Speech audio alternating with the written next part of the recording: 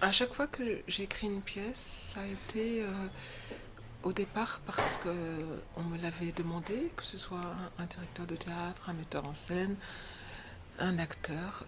Jamais finalement, parce que ça ne s'est pas trouvé, je n'ai écrit une pièce de ma propre initiative. Donc la question ne s'est jamais posée de savoir si le texte que j'allais entreprendre allait plutôt devenir roman ou pièce. Et, et quand je réfléchis à la pièce que je vais écrire, je, je réfléchis au personnage et à ce qu'il va se passer en fonction du fait que ce sera une pièce. Je n'ai jamais d'hésitation entre roman ou pièce à partir des personnages auxquels je pense. C'est très clairement défini. Ensuite, il y a des contraintes que j'aime beaucoup. Les contraintes m'aident à travailler, telles que un certain nombre d'acteurs, plus de femmes par exemple ou d'hommes, et dans quelle tranche d'âge approximative, etc. Ou plutôt une forme de monologue et que ce soit long ou pas. Et une fois que j'ai ces contraintes, que j'ai une date de remise de pièces, là je me sens vraiment à l'aise pour travailler. C'est comme si j'avais besoin d'être enfermée dans des limites pour mieux me déployer en quelque sorte. Et pour peut-être mieux aussi circonscrire mon imagination qui sinon pourrait aller dans tant de directions que j'aurais du mal à la rassembler. Pour le roman, je n'ai aucune espèce de contrainte, ni dans le temps, ni de longueur, et ni bien sûr de nombre de personnages, etc. Là, le-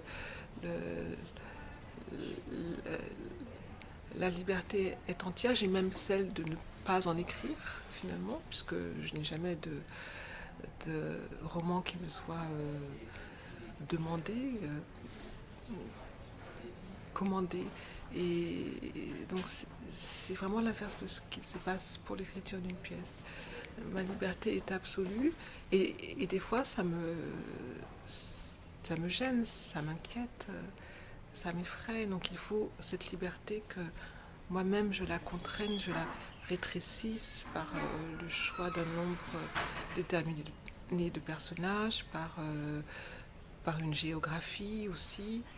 Quand, quand j'écris un roman, même si ensuite je ne le situe pas systématiquement dans un coin de France, il est très important que moi je sache où ça se passe. De même qu'il est important que j'ai une idée assez précise de l'enfance de mes personnages, même si je ne la raconte pas nécessairement ensuite dans le texte, mais voilà, il faut que voilà, cette liberté absolue que j'ai, je la restreigne par des circonstances, par une géographie, par un temps donné. Le fait d'avoir vu mes pièces jouer m'aide, je pense, à écrire la suivante.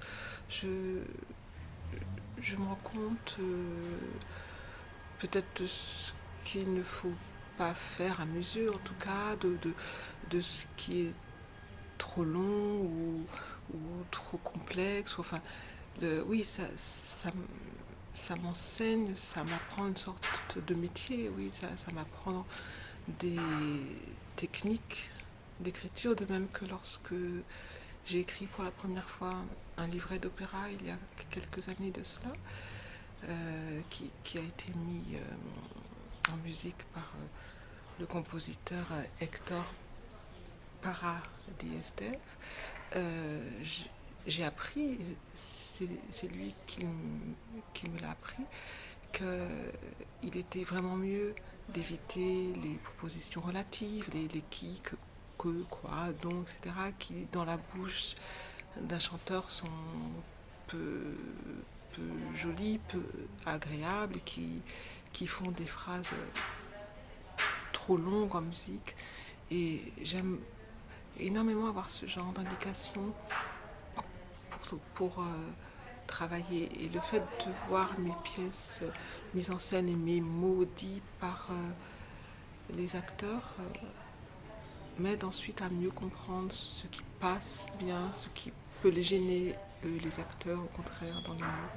Je suis allée énormément au théâtre à Berlin, paradoxalement un peu parce que je suis incapable malheureusement de comprendre ce qui est dit, enfin presque, presque incapable. Donc mon appréciation du théâtre à Berlin passe presque uniquement par les yeux et par ce que j'imagine de ce qui est dit.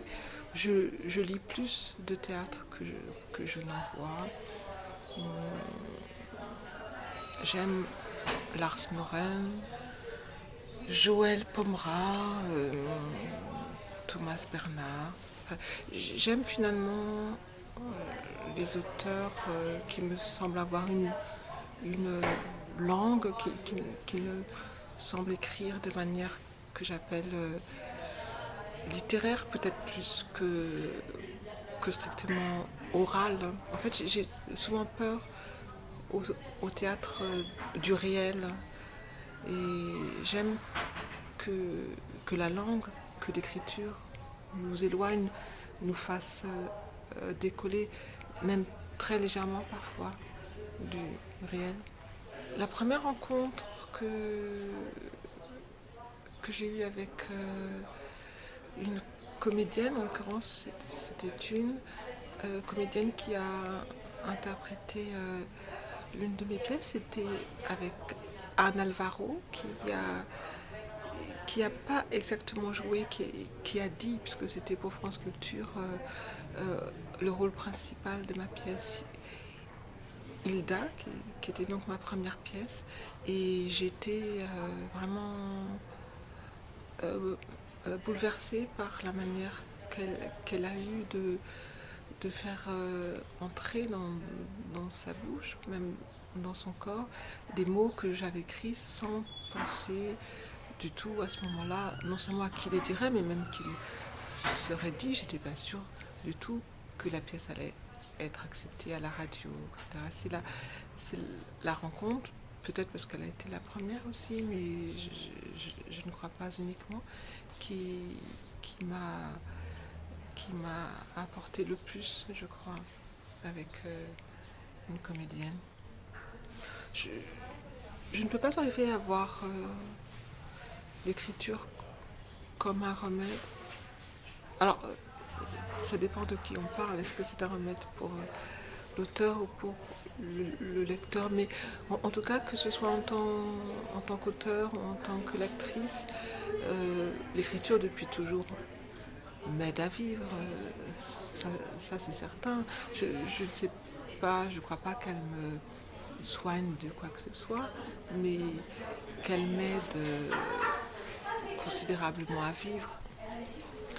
J'ai toujours ressenti le fait d'écrire comme un acte de liberté. Je me sens mieux lorsque j'écris que lorsque je n'écris pas, déjà. Et oui, lorsque j'écris, je suis profondément seule avec moi-même. Et c'est là aussi, je pense, que je ressens cette impression de liberté absolue. Cette intense et féconde solitude. Ce qui est très troublant quand je suis dans la salle, lorsqu'une pièce que j'ai écrite est jouée, c'est que, contrairement à ce qui se passe avec les romans, j'ai évidemment les retours immédiats de spectateurs qui souvent d'ailleurs ne savent pas du tout que je suis là. Et j'aime beaucoup ça lorsque je sors avec la foule, avec les gens, entendre ce qui se dit. Lorsqu'un lecteur vient me voir après avoir lu l'un de mes romans, c'est au plus tôt quelques heures après, mais souvent quelques jours, quelques semaines, voire quelques mois, quelques années. Et évidemment, il n'y a pas le même... le lecteur n'est jamais, lorsque je le rencontre, sous le coup de sa lecture, comme l'est le spectateur qui sort de la salle. Et ça donne des réflexions assez différentes chez les uns et chez les autres. C'est pas une question de sincérité, parce qu'elle est la même, je crois, mais peut-être de plus grande liberté à dire ce qu'on a éprouvé lorsqu'on sort de voir une pièce que lorsqu'on a lu un roman assez longtemps auparavant.